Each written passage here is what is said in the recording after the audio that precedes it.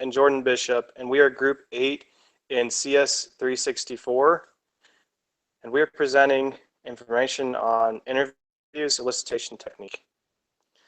Next slide. So an interview is a verbal exchange of information between two or more people for the principal purpose of one, gathering information from others.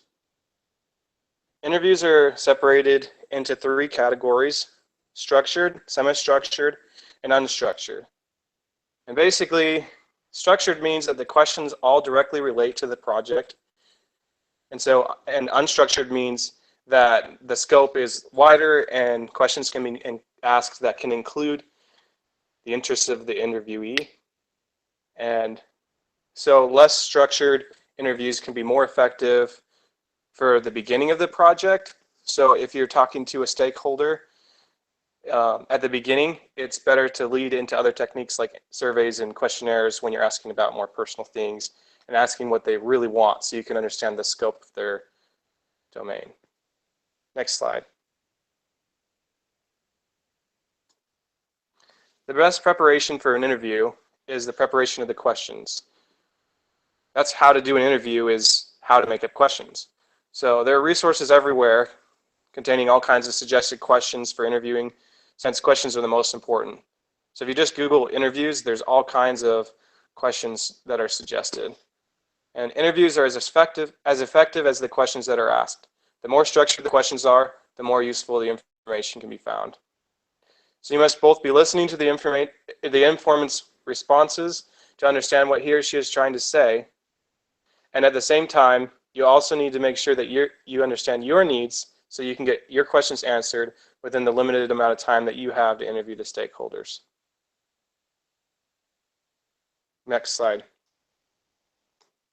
An effective interview can bring in rich and detailed data directly from the stakeholders so that you can know exactly what they need.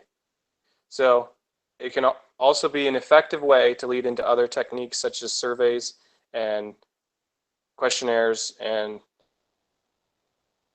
ethnographic interviews. So you can also get a holistic view of the whole system. So it's a great way to hear the requirements and reasons directly from the stakeholder to feel out their social cues and context clues from what they're saying.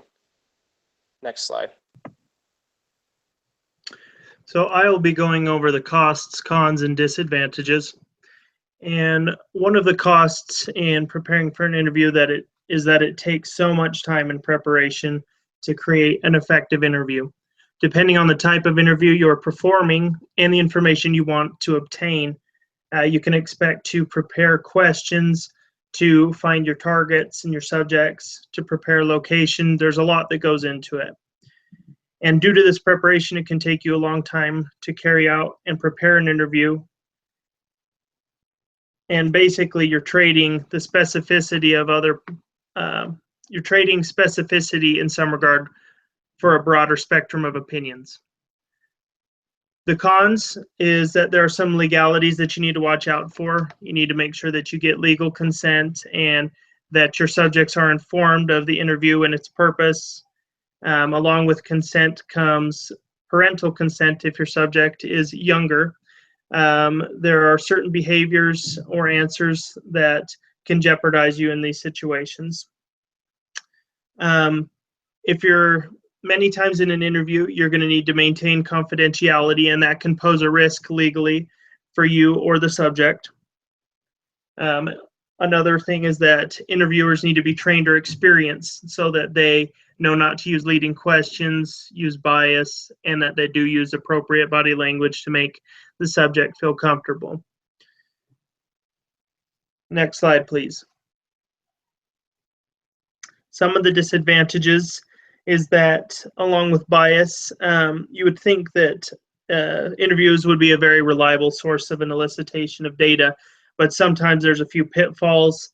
Bias is one of them. Biases taint or skew the data. They skew it in favor of the bias of the interviewer. It can also be affected by different things like feminism or other isms.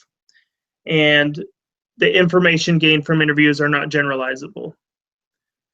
Go ahead and go to the next slide, please. So we have some recommendations for those who are looking to interview others. You'll want to prepare thoroughly, and this includes putting a lot of time and preparation into the reason why you will be carrying out the interview. Come up with thought-provoking questions, maintain a friendly atmosphere, and demonstrate good body language. Make thorough and detailed notes of what is discussed or find a way to record that information. After the interview, you want to think about what was discussed and then store the information in some form or another. Next slide, please. We find that the appropriate use can be justified in many instances where you would need to use an interview to obtain information. Just some of them are when you want to obtain a lot of detail or thoughts about the behaviors of your subject. When you want to provide context or other data to situations. Or when a participant of a large group like a focus group or a group study is uncomfortable in that situation and would do better in a one-on-one scenario. Next slide, please. All right. I performed the interviews for hard data for this assignment. I performed 4 interviews of 4 individuals and asked them 3 main questions, which were, what do you think a homework app should or would do? Have you ever used a homework app? And what did you like or not like about that app? The first person I interviewed, his name was Kevin Bateman. He is 26 years old. He's a recent University of Utah graduate, a major of sports physiology and medicine, plans to go to med school. And he said that he would like an app that can grab a list of assignments from whichever college or school he is attending and display them on a calendar. And also that a small description of the assignment and which class it is from and all that is necessary. Next slide. Next is Angel Gonzalez. He is 20 years old and a freshman at BYU Idaho studying software engineering and wants to graduate and begin his career in software.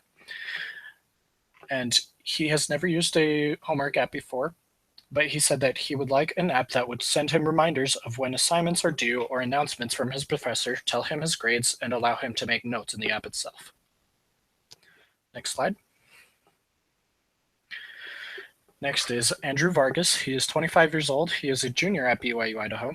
He's a civil engineer and is hoping to graduate and to go home to Oregon to find a job building bridges. And Andrew had used an app before, and he said that he would like an app that has tools for him to use specifically for his major.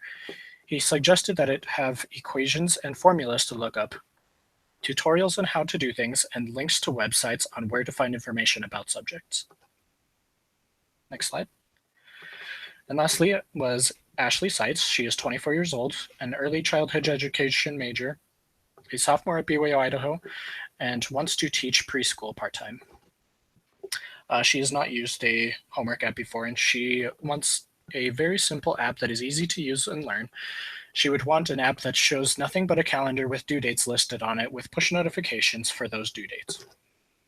Next slide. For these 4 interviews that I performed, some of my experiences were that it takes a long time to do and to set up an interview.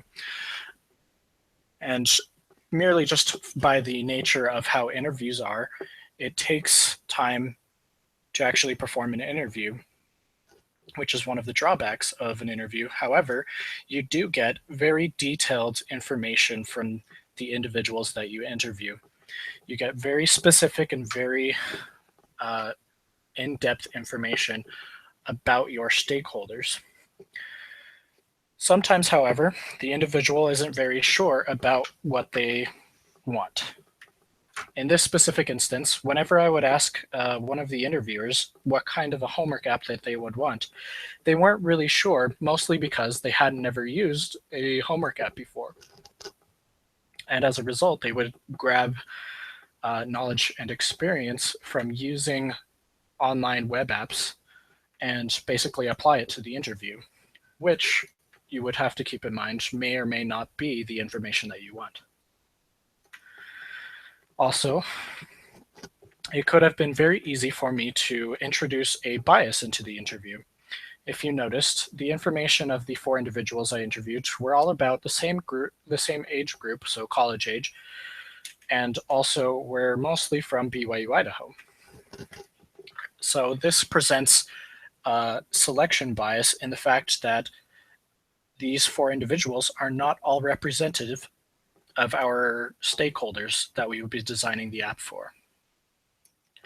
Also, whenever the interviewees didn't really know how to answer a question, it could have been very easy for me to ask a follow-up question or a leading question to get them to answer in a very specific way. It is important to avoid these whenever doing an interview, so that way the answers from your interviewees will be unbiased. Next slide. So in conclusion, it is important to note that interviews can be used to get very rich and detailed information, but we need to recognize when we need that detailed information, or rather we need very broad information. So we need to know the difference between what we need. Also, we must recognize that the person that we are interviewing may not always give us the information we want, or they may feel uncomfortable giving us this information. So we have to keep in mind who our interviewees are and whether they will give us appropriate information for our project. And then lastly, interviews are a big time constraint, and you may only get a few interviews in, which may not be representative of your user base. You will get much more detailed information and much more true altruistic information that is to an individual, which can help you in doing your research for your application that you're designing. And that's all.